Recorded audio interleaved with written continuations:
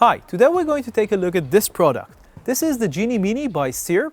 This is a product that we have been waiting to test for a long time now. It's the second motion controller by Syrp. The first was the larger Genie, which moves in a straight line. This moves in rotation. This product is designed to operate using an app on your smartphone, and it basically allows you to capture movement in videos and time lapses. So let's take a look at how it works. Let's start by taking a closer look at the Syrp Genie Mini.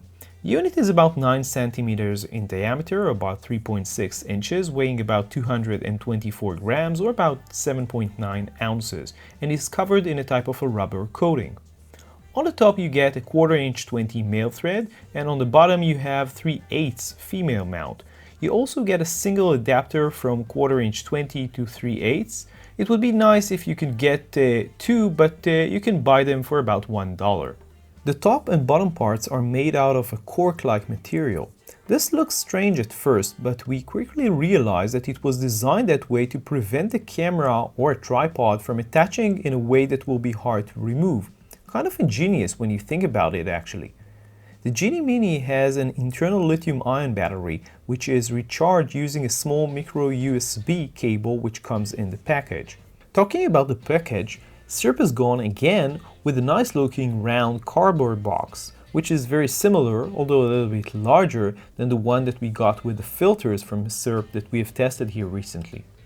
Now, on the front of the unit lies the more interesting parts of the Syrp Genie Mini.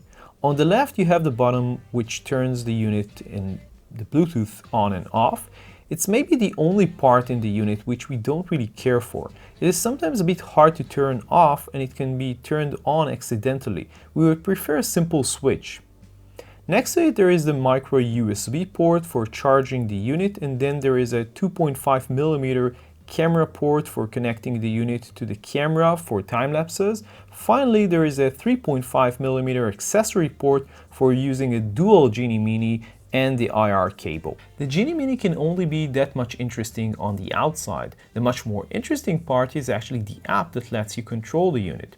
Syrp has done a very good job with the app, and since we got the unit about 2 months ago, we already updated it about 3 or 4 times with new features and bug fixes, and we also got 1 or 2 firmware updates for the Genie Mini itself. Very few other manufacturers have this level of support for an existing product. When you go into the Syrp Genie app, you have a few options. On the top right, you have the option to connect the app to the Genie Mini. Note that you also have a virtual setup for testing, which can be a little bit confusing at first. In our view, Syrp should have this virtual model in a different color. Anyway, as soon as you power on the Genie Mini, you can see it in the list and you can connect to it. You can also see the unit battery status. On the main screen, you can go to either the video mode or the time-lapse mode, and you also have a link to the Syrp social media pages with videos on how to use the unit on YouTube, for example. Now let's start with the video mode, which for us was the most useful feature of the Genie Mini. On the top left you can set the speed. We typically set this to a slow speed of around 10% or less. Higher speeds are very noisy, and although we mostly use this unit for B-rolls with no sound, we still prefer noiseless operation. We talked to Syrp about this, and they explained to us that using a noiseless motor for the unit will probably have increased the price of the unit considerably. In the center we have the option to control the playtime. And finally we have the mode. We usually use repeat off, which performs a single movement, but there is also continuous as well as repeat and bounce. Each option also has some info, so we will know exactly what you can do with it, which is really nice. On the bottom right you have the plus sign, which allows you to set the ease in and ease out time. We just keep it at about 2 seconds, and since we use the Genie Mini at a very slow speeds anyway, this feature was never important to us, but it's good to know that it exists if we ever need it. In the center we have the representation of the Genie Mini and the way it will work. You can set the start and end position and do a mock turn to see how it moves and get it back to the original position. You can change the direction of the movement clockwise or counterclockwise and set it to an exact number. It is all very simple and intuitive, and it works great. The only minor drawback that we discovered is that in the current firmware version, which is 2.0.01, we sometimes get the Genie Mini to return to its original position after a movement using the longer route, which can take a bit of time. I'm sure that the guys at Syrp will fix this in the future firmware update. Moving on to time-lapse, we have the option to choose presets, with options to shoot time-lapse of people, clouds, stars, night traffic, and some GoPro options. We use the manual time-lapse option, and as you can see, the interface is very similar to the video interface. You do get a record time instead of speed, as well as the option to play with the play time and the interval between images. Of course, these options are interconnected, so when you change one, you affect the other. When you press plus on the bottom of the screen, you have the ease in and ease out time, the option for HDR, which we didn't have a chance to try yet, but it might be interesting, movement type, continuous or move shoot move, and the delay after panning and before the shutter release. This is more or less everything that you get with the Genie Mini app. And now let's talk about the experience that we had with the unit. We used the unit for about 3 months now, and our primary use was shooting video.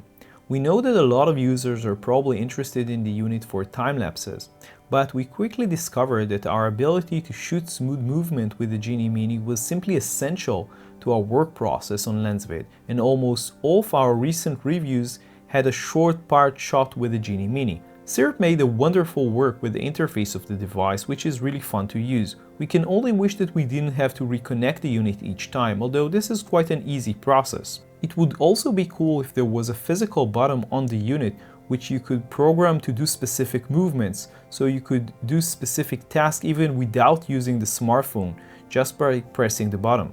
Battery life is decent, although it's hard to say just how long it will last, because we use it typically for relatively short times, but it never died in the middle of a shoot for us. We did shoot some time lapses with the unit, although not too many.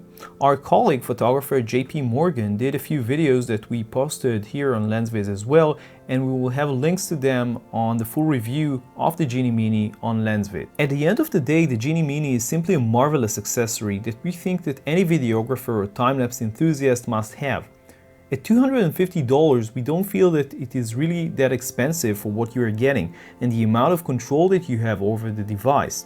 It is well made, extremely portable, and apart from some very minor things, we feel that the unit is close to perfect as any accessory that we have ever tested. So this was our look at the Genie Mini by Syrp, a really cute and useful product. As always, you can read the full review on lensvid.com, and don't forget to subscribe to our YouTube channel. See you on the next video.